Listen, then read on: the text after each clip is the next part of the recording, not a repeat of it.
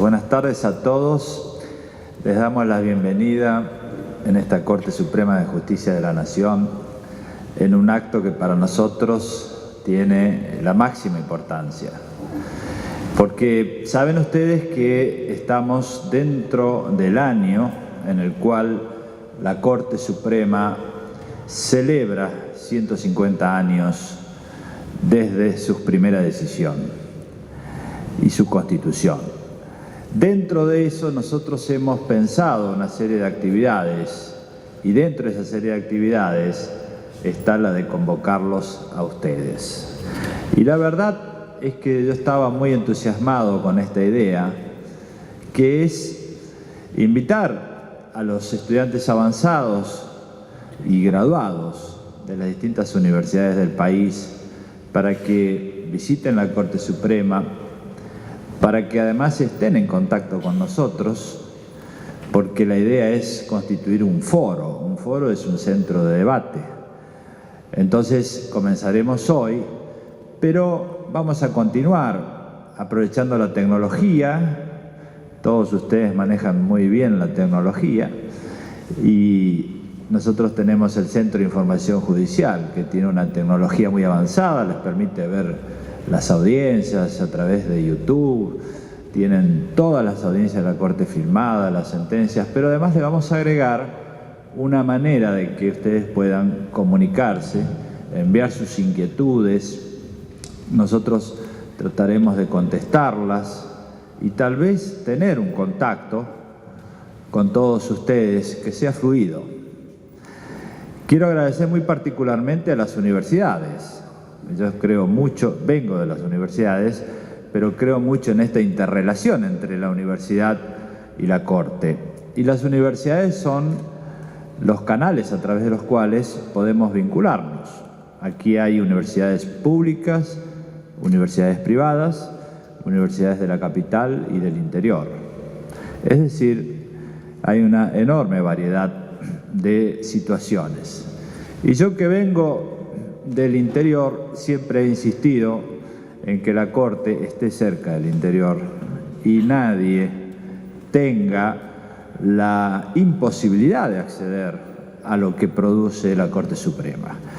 De manera que la inauguración que hacemos hoy de este foro, que es de políticas públicas dentro del Poder Judicial, tiene para nosotros el objetivo de acercarlos a ustedes al tribunal, darle las oportunidades que se merecen, porque cuando uno es joven, esto me ha sucedido a mí, siempre debe haber alguien que le abra una puerta para que uno pueda expresarse, desarrollar sus talentos, hacer lo que le gusta, pensar en un futuro, progresar en la vida. Y gracias a eso el país tiene movilidad social. Y alguien que no tiene ninguna relación puede progresar y ascender en la medida en que nosotros, que tenemos las responsabilidades del caso, abramos las puertas.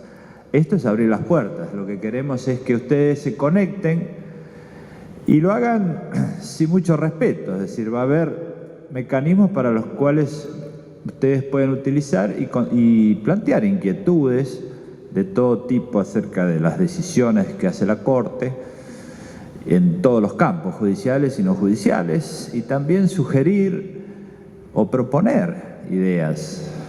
Nosotros lo llamamos a esto gobierno abierto, la posibilidad de que todos interactúen. Y tal vez también puedan interactuar entre ustedes. Esto también sería muy interesante porque permitiría que ustedes, que son y van a ser el futuro del derecho argentino, tengan la posibilidad de interactuar y de ser mejores que lo que nosotros hemos sido.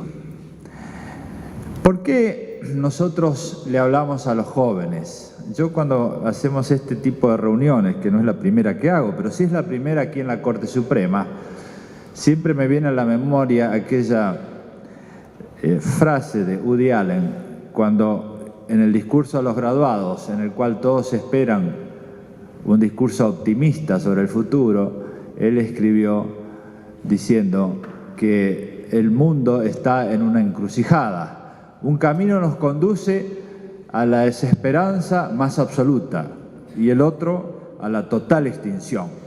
Debemos pedir al cielo que nos guíe acerca de cuál es la mejor opción.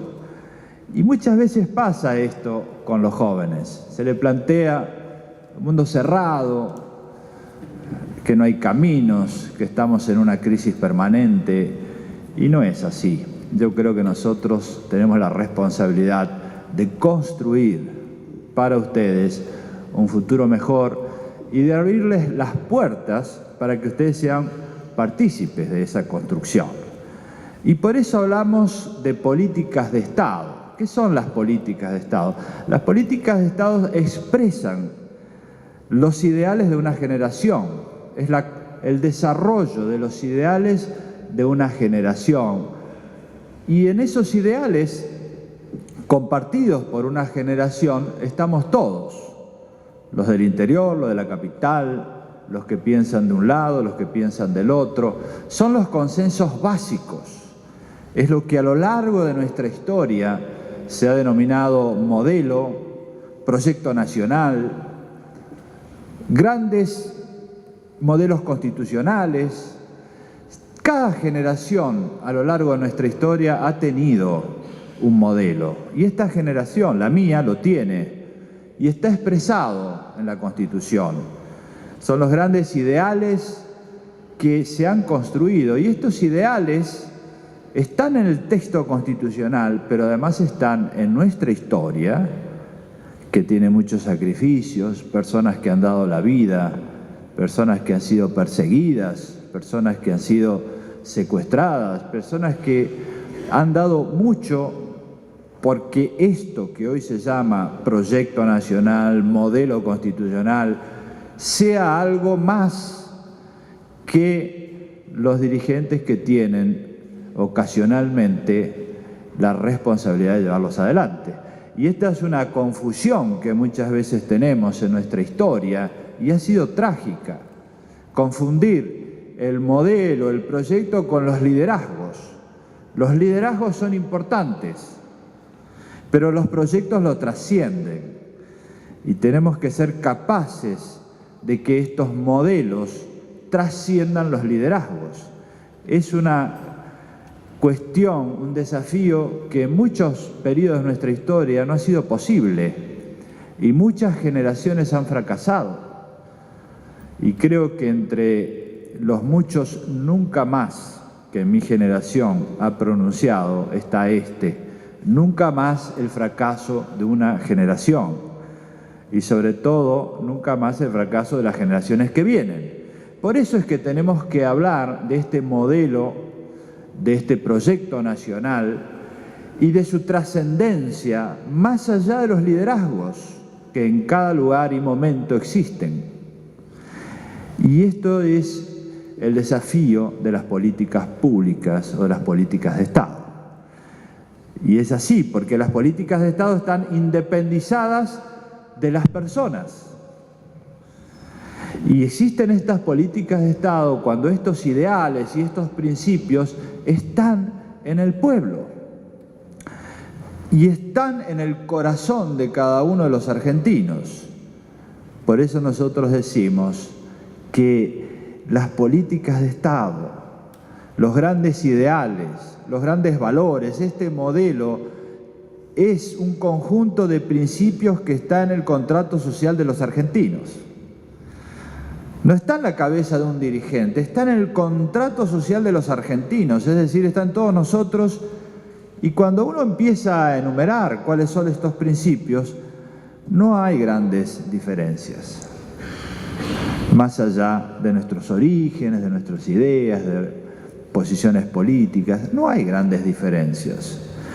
Por eso es que yo los voy a enumerar y ustedes tienen allí el discurso que yo pronuncié en representación de toda la Corte Suprema, donde enunciamos cuáles son estos principios que constituyen este modelo actual de nuestra generación. Cada generación le agrega, reconstruye. Es como las catedrales medievales, en un ejemplo que dio Carlos Nino. Cada catedral medieval, que tienen 200 años y los arquitectos vivían poco, era imposible que la catedral sea de un arquitecto, ni siquiera de un estilo. Hay muchos estilos y muchos arquitectos que participan en la construcción de esa catedral, y así son nuestras sociedades. Nosotros vamos a madurar cuando entendamos que cada uno le agrega algo a la construcción de esta catedral que comprende varias generaciones. Entonces, ¿qué es lo que ha construido nuestra generación? ¿Cuáles son los principios básicos en los cuales nosotros trabajamos? Y digo nosotros, no me refiero solo al aporte que ha hecho la Corte Suprema, sino todos los poderes del Estado y sobre todo el modelo constitucional que nuestro pueblo asume como propio. ¿Cuáles son estos principios? Yo mencionaría en primer lugar la libertad, por seguir una categoría de la Revolución Francesa. En el concepto del valor libertad, nosotros tenemos muchos consensos. La Corte ha dicho, por ejemplo, que es necesario preservar una esfera de la individualidad personal. ¿Qué quiere decir esto? Que cada uno de nosotros tiene derecho a decidir su proyecto de vida, a vivir como quiere. Yo recuerdo que hace 30 o 40 años, toda la juventud peleaba por eso, es decir, yo quiero vivir como quiero y no un estándar rígido. Y esto se vivía en la educación, y esto se manifestaba en la cultura contestataria. Recordarán ustedes esta canción de Pink Floyd, donde los chicos están como salchichas que salen y dicen: no queremos una educación rígida. Bueno, esto ha cambiado mucho y hoy muchos precedentes de la Corte, y esto está en la Constitución, dicen que tenemos que tener una esfera donde cada uno defina cómo quiere vivir, porque las sociedades ya no son homogéneas, son plurales, y hay muchos proyectos de vida diferentes, donde cada uno decide, siempre y cuando no afecte a los demás. Pero esto hay que defenderlo. Hay que decir no a las interferencias en la vida privada. Hay que decir no al control de los datos personales. Este es un tema importantísimo en el mundo actual. Fíjense que todos nosotros estamos súper vigilados. Aquello que Foucault y Huxley anunciaron hace muchos años, hoy es una realidad. Estamos filmados, estamos en Facebook, estamos en todos los registros posibles, todos. Y ya no hay nada privado.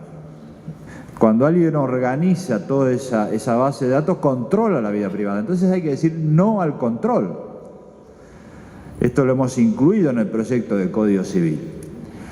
Hay que decir no a la trata de personas, que es una afectación tremenda a la libertad personal, y esto lo hemos dicho en la Corte, tenemos una política de Estado en esto en la Corte, donde está la doctora Argibay. No a la trata de personas, no a la violencia doméstica, que es otra violación de la libertad personal, no a la discriminación, que es otra esfera donde se afecta la libertad personal, la capacidad de ser pleno. Está afectada cuando uno no puede serlo por razones de sexo, de edad. ¿Qué pasa con nuestros ancianos que están discriminados en muchos temas? Entonces, el primer valor que está en la jurisprudencia de la Corte, está en la legislación, está en la sociedad, es la libertad. La libertad de expresarse, la libertad de participar en los debates públicos, la libertad de criticar. Yo siempre digo que nunca fui verticalista cuando era chico, es decir, nunca acepté lo que me decían, siempre lo cuestioné. La capacidad de ser joven toda la vida, no solo por edad, joven mental, ideológicamente, consiste en criticar, en cuestionar. Esa es una libertad. Y los argentinos tenemos una gran capacidad que a muchos no les gusta, pero en realidad yo considero que es un valor. Esta capacidad de criticar y de discutir y de debatir todo es extraordinaria en una sociedad que tuvo años en los cuales esto estaba prohibido. No nos olvidemos que no hace tantos años, en mi generación se sufrió la censura, no hace tanto, pero censura absoluta. Este es un valor importantísimo. Es decir, la libertad en todas sus facetas es uno de los consensos básicos que requieren políticas públicas, donde todos coincidamos, la jurisprudencia de la Corte y las políticas públicas de la legislación nacional, provincial, poderes legislativos, los ejecutivos y la sociedad civil defendiendo sus libertades. El otro valor importante, siguiendo las categorías francesas de la Revolución, que todos las conocen y por eso es algo sencillo, es la igualdad. Yo siempre digo que tenemos que construir una ética de los vulnerables. ¿Qué significa esto? Que nosotros no podemos seguir con una sociedad que acepta, expresa o tácitamente la pobreza crónica y la exclusión. Nosotros estamos obligados a hacer políticas de Estado, no para declarar que estamos en contra de la pobreza, en contra de la exclusión, sino para transformar estructuralmente la sociedad de manera que las relaciones básicas que excluyen sean derribadas. Y fíjense que esta no es una tarea menor. Muchísimos países, aún con gobiernos progresistas, han pasado y la pobreza sigue. Fue eliminada en los discursos, pero la pobreza es algo difícil. En el campo del derecho, yo hace muchos años escribí un ejemplo que lo leí en un autor, diciendo, es como si fuera un hotel 5 estrellas, que es hermoso, es precioso, tiene muchísimos servicios, pero solo quienes pueden pagar el precio de entrada son los que pueden disfrutar de ese hotel. Y entonces el sistema jurídico, la organización de la sociedad, cuando es cerrada, puede ser muy elogiada, pero no abarca a toda la sociedad. Y esto ocurrió muchísimas veces durante la historia de la humanidad. Pensemos que Grecia, que es una democracia elogiada, se basaba sobre la esclavitud y los esclavos no tenían ninguno de los derechos de la democracia. Y nosotros seguimos teniendo en nuestra región muchísimos excluidos. Por eso hablamos de acceso a justicia, acceso a la propiedad, acceso a la educación no cualquiera, la educación de calidad, acceso a la alimentación. Hay muchísima jurisprudencia de la Corte en los derechos fundamentales de acceso, derechos económicos sociales. Entonces, nosotros tenemos que construir una rampa de acceso, es decir, algo que permita que no exista la exclusión, porque cuando hay exclusión hay tensiones, y cuando hay tensiones, nada es tranquilo. No se puede vivir en una sociedad en la cual haya personas que no tengan los derechos fundamentales mínimos. Si no tienen acceso a la educación, a la salud pública, a la alimentación, en esos casos habrá tensiones. No se los puede llamar seriamente ciudadanos. La ciudadanía hoy está más relacionada con los derechos fundamentales que con la nacionalidad. Y este es un concepto muy importante porque hace 2 años atrás se discutió en una reunión de cortes que se hizo en la Universidad de Yale este tema. Muchos países centrales dicen la ciudadanía es la nacionalidad y entonces solo los franceses tienen derecho a estos servicios. Solo los americanos tienen derecho y no los inmigrantes. Los inmigrantes no tienen derecho. Y esto lo dicen las cortes. Y yo recuerdo haberle señalado también que a un ministro de la Corte de Italia que sostenía esto, que mi abuelo, que era italiano, que vino a la Argentina y no tenía ni documentos, ni trabajo, ni educación, ninguno de los derechos fundamentales. Llegó aquí y le dieron documentos, trabajo y educación. No le preguntaron por la nacionalidad, sino que les interesó saber si era una persona. Y así tuvo hijos, nietos, y yo llegué acá. En una sociedad con movilidad, tanto que hablan de los derechos, la realidad es que no los practican. Nosotros tenemos y hemos desarrollado una jurisprudencia muy fuerte en este sentido. Los derechos fundamentales están relacionados con la calidad de la persona, con la noción de ciudadanía, no con la nacionalidad, que este es un problema mundial hoy. Los inmigrantes, los excluidos, no tienen derechos. Nosotros debemos decir, esto está mal. Por eso hablamos de una ética de los vulnerables, un piso mínimo para que todos seamos ciudadanos. Creo que otro tema central de nuestra agenda es la noción de solidaridad, en la cual se habló en la Revolución Francesa, fraternidad se decía, hoy decimos más solidaridad, porque no se trata solo de los derechos, sino también de los deberes. En el mundo actual, la teoría de los derechos fundamentales está relacionada no solo con los derechos, sino también con los deberes, porque el desarrollo ilimitado de los derechos puede conducir al caos. Y esto se ve en la protección del ambiente.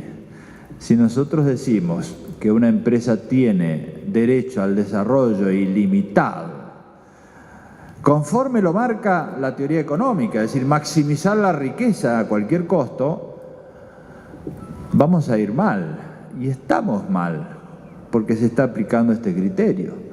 La cuestión ambiental hoy es importantísima en el mundo, y acá hay una enorme hipocresía. Nosotros hemos participado en muchísimas reuniones ambientales, yo hace muchos años que estoy en el tema. Hemos participado en Río +20, hemos estado en la reunión de Nairobi, yo integro un comité internacional de juristas, pero la realidad es que no vamos para adelante, vamos para atrás, al punto tal es que hablamos del principio de no regresión. Es decir, como se dice, nunca más en la Argentina en materia de derechos humanos, los juicios de lesa humanidad, nosotros decimos en materia ambiental nunca menos, porque los avances que se lograron no se puede ir para atrás y se está yendo para atrás cuando hay crisis económica.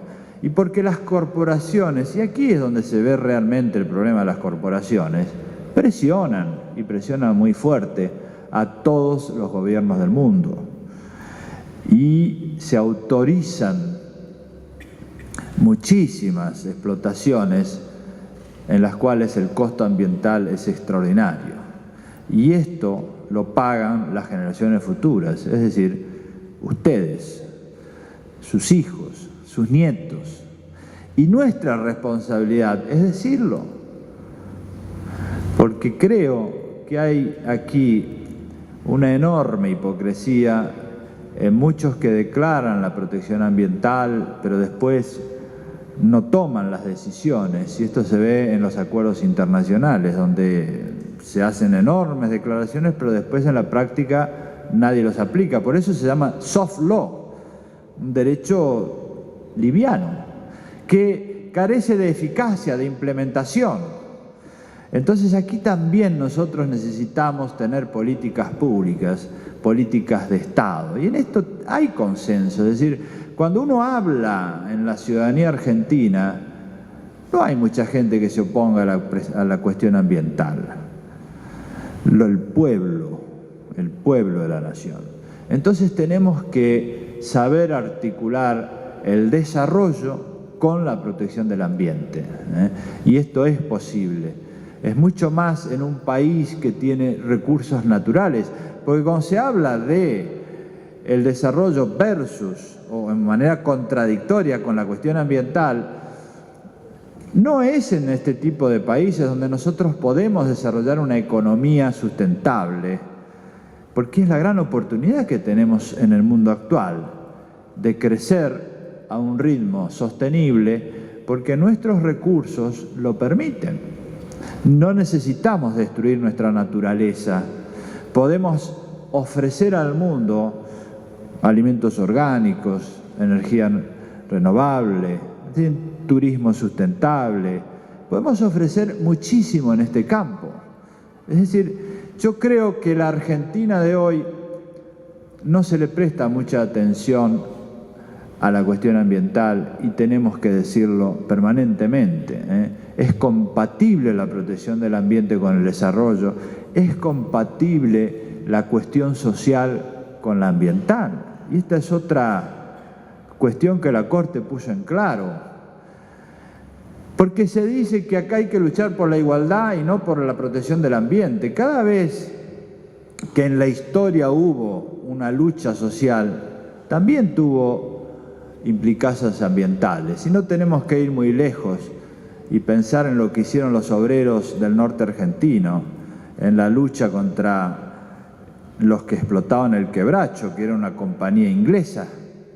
Y hay una cantata y hay libros que explicaron esa lucha de los trabajadores argentinos contra la Forestal, que era una compañía inglesa, donde la cuestión social, la lucha de los trabajadores estaba en el plano de la igualdad y en el plano de la protección ambiental, porque no hay igualdad sin desarrollo ambiental. Parece que esto tenemos que tener un pensamiento más maduro, no son cuestiones que sean incompatibles. Cuando hablamos de los derechos individuales y de la organización de la sociedad, hablamos de la cuestión ambiental en el sentido de que hay que compatibilizar la organización de la sociedad con la organización de la naturaleza. Si en la naturaleza hay diversidad, ¿por qué pretendemos que haya homogeneidad en la cultura? Un solo pensamiento. Si en la naturaleza hay conflicto, ¿por qué pretendemos que en la sociedad no lo haya? Es decir, a veces decimos y afirmamos cosas que el mundo natural rechaza. En la naturaleza está el bueno, el malo, está la vida y la muerte. La naturaleza es un sistema en permanente equilibrio, donde hay conflicto permanente. Miren los animales, hay conflicto, pero también hay leyes en la naturaleza que impiden que desaparezca. Así también tenemos que organizar la sociedad. Nosotros tenemos que admitir que hay conflictos, pero el conflicto no puede borrar las leyes básicas del funcionamiento. Así como en la naturaleza existen estas leyes básicas, también en la cultura y también en la organización de la sociedad. Y esto que parece tan elemental y sencillo no es lo que habitualmente practicamos. Porque nosotros hemos sido, a lo largo de la historia, militantes de verdades parciales. Cuando yo me inicié en el mundo académico, me acuerdo que fui al primer congreso que iba, estaba todo el mundo de acuerdo y sacaban unas conclusiones muy consensuadas. Entonces yo digo, ¿dónde están los que no opinan igual? Bueno, hacen otro congreso y hacen otras conclusiones. Y yo lo escribí después en un libro hace muchos años, planteando este problema, es decir, ¿esto qué significa? ¿Que no podemos ponernos de acuerdo en nada? ¿Que nosotros solo podemos pensar una sociedad en la cual haya divisiones eternas? En la cual, como dijo alguna vez Sábato, es una sociedad de opositores, o por mencionar a alguien porque esto todo el mundo lo sabe, en la literatura lo dijo Sábato, en la historia, yo acabo de presentar un libro de Shumway que he citado muchas veces, donde habla de este problema, la imposibilidad de la Argentina de construir una ficción común, o la idea pendular, porque nosotros defendemos una línea y después vamos para otro lado, porque las oposiciones no son simultáneas. Lo que hacen un congreso o un partido o en cualquier campo que ustedes analicen, en un club de fútbol, en una institución de un pueblo pequeño, hay un grupo que sostiene a rajatabla esa idea, dura un tiempo, cae, viene otro grupo y hace exactamente lo contrario y borra todo lo que hizo el anterior. Esta cuestión pendular nosotros la hemos llamado de diversas maneras. Para mí lo más claro es el mito de Sísifo, es decir, que fue condenado a subir una piedra tras el trabajo inútil. Cuando llega arriba, la piedra cae y tiene que empezar de nuevo. Y así andamos. Esto es lo que impiden las políticas públicas. Nosotros empujamos la piedra con mucho esfuerzo, una generación entera, y cuando llegamos a un lugar vemos con mucho dolor el fracaso de esa generación. ¿Cuántas generaciones han fracasado en la Argentina? Sería bueno que nos dediquemos a estudiar cuántas triunfaron, cuántas llevaron y lograron desarrollar y continuar este proyecto nacional, este modelo. Creo que es hora que también digamos nunca más a esto, es decir, que podamos tener otro tipo de pensamiento, no ya limitado, porque es bueno que tengamos pensamientos de este tipo, pero también necesitamos otra clase de pensamiento. El primero es típico del siglo XIX, donde las sociedades eran homogéneas y entonces uno podía defender a una parte de la sociedad porque estaba de acuerdo con ellos, los que no pensaban igual, bueno, debían pensar igual. Pero hoy las sociedades son muy diversas, son muy complejas, son pluralistas y entonces necesitamos una nueva clase de pensamiento que permita conducir la diversidad. Y para poder conducir la diversidad uno tiene que saber estructurar los consensos básicos de la sociedad y esa es la función que tienen las Cortes Supremas, los grandes principios de derecho, las grandes legislaciones, es decir, es en eso donde debemos trabajar y por eso hablamos de políticas de Estado. Políticas de Estado significa que más allá de que nosotros nos peleemos todos los días, podemos construir una casa común. Como dijo Leonardo Boff en una cita que está en el texto que ustedes tienen, Leonardo Boff es una persona muy interesante porque él fue el líder en Latinoamérica de lo que se llamó la teología de la liberación, que fue un movimiento muy contestatario dentro de la Iglesia que luego generó y fue la base del pensamiento de cambio de mucha gente en casi toda América Latina. Y él fue un gran luchador de eso, un gran teórico, militante de verdad parcial, como fuimos todos los que éramos jóvenes en aquella época. Y él plantea ahora, bueno, el grito de los pobres, que era lo que él decía hace 30 años atrás, hoy es el grito de la naturaleza y de la sociedad. Es decir, tenemos que saber construir un edificio, una casa común, y dentro de cada habitación nos peleamos. Pero tenemos que saber construir una casa. Y los argentinos tenemos algunos problemas en la ingeniería social. Y yo creo que en esto la tarea de la Corte Suprema es fundamental y nosotros estamos haciendo este trabajo para tratar de contribuir, no porque sea un trabajo que solo la Corte Suprema tiene que hacer, por el contrario, creo que es toda la sociedad. Pero cuando nosotros hacemos estas audiencias públicas en conflictos de trascendencia institucional, lo que pretendemos es mostrar que en las grandes discusiones que tiene la sociedad hay argumentos y contraargumentos. Y que cuando uno escucha, a mí me ha pasado gente que me ha contado que ha asistido a alguna de las audiencias de la Corte, que son numerosas, dice, a mí me pasa que yo escucho una parte, tiene razón, después escucho al otro, me parece que tiene razón también. Y claro, los argumentos y contraargumentos obligan a que uno diga, bueno, pero ¿cómo? ¿Dónde está la solución? Y esa es la gran tarea de los juristas, es la gran tarea del derecho. Saber armonizar conflictos, saber solucionar conflictos.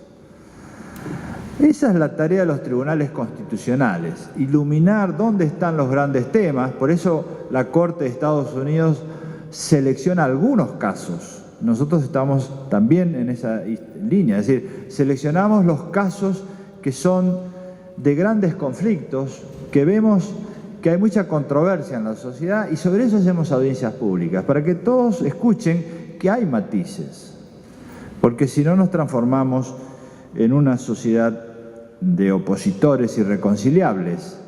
Y esto ha traído muchísima tragedia en la Argentina.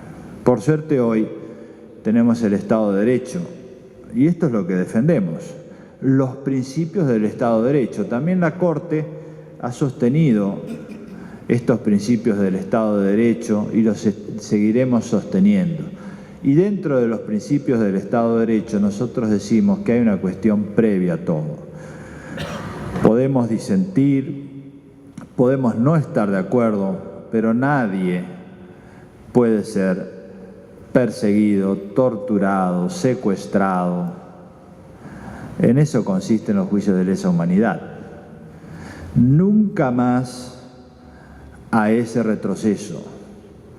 El Estado de Derecho, por más que alguno diga, bueno, hay problemas, hay defectos, no me gusta esto, no me gusta lo otro, pero hay que vivir la tragedia de la desaparición de personas, de las violaciones, y hay que leer. Nosotros estamos grabando y filmando todos los juicios para que eso quede en la memoria, que nadie se olvide lo que ha pasado en la Argentina, porque es muy importante la memoria, para que nosotros siempre defendamos el Estado de Derecho.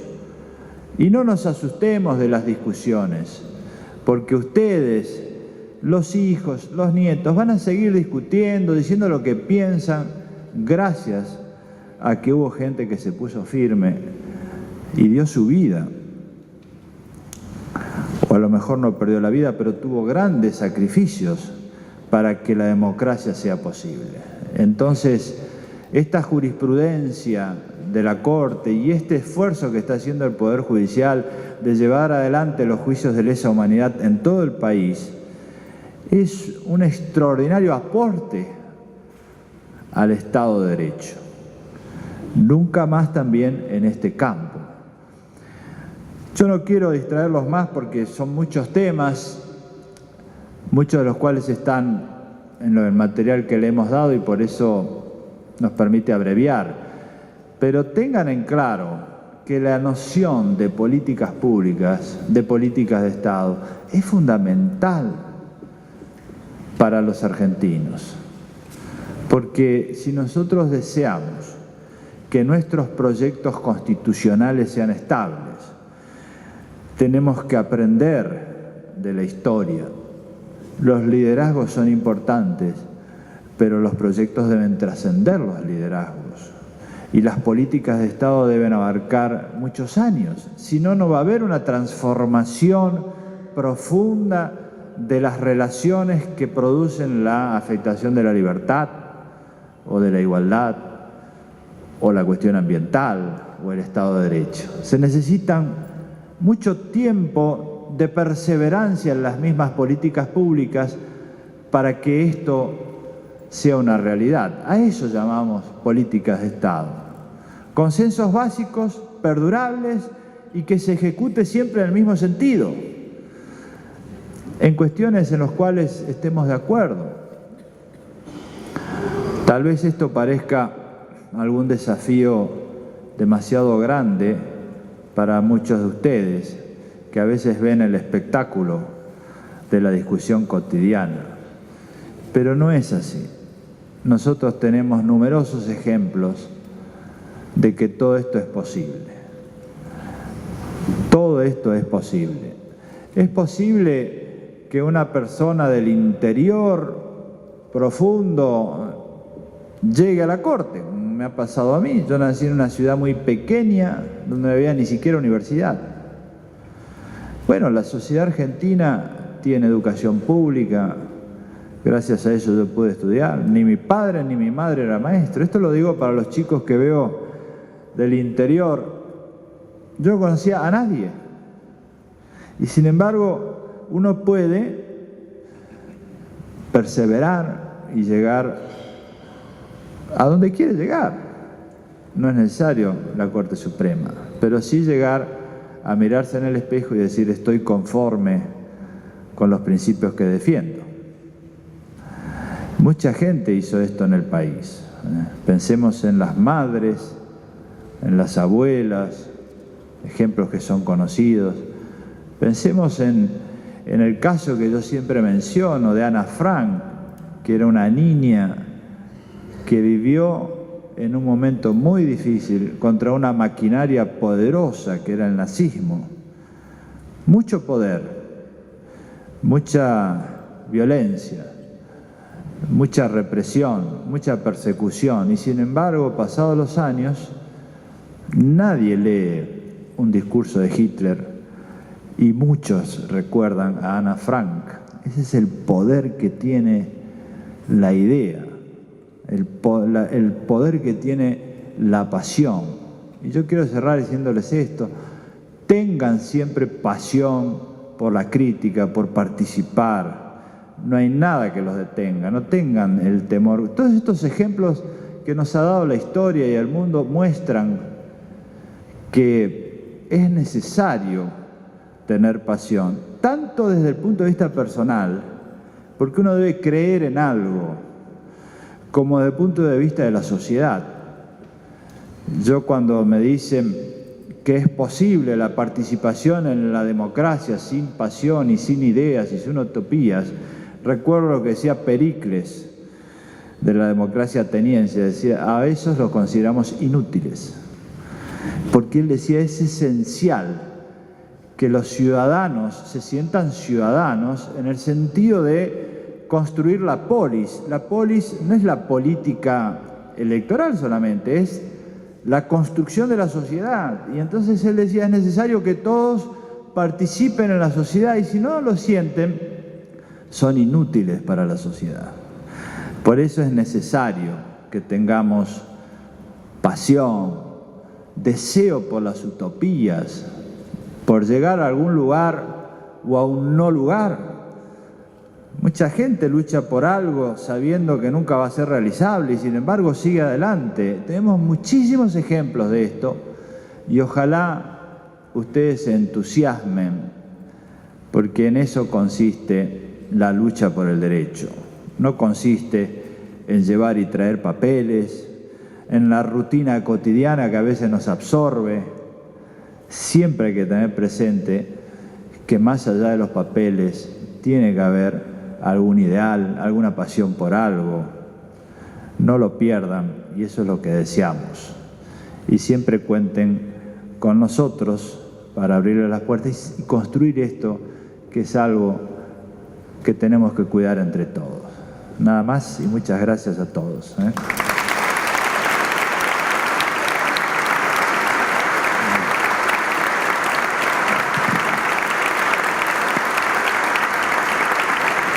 Gracias, chicos.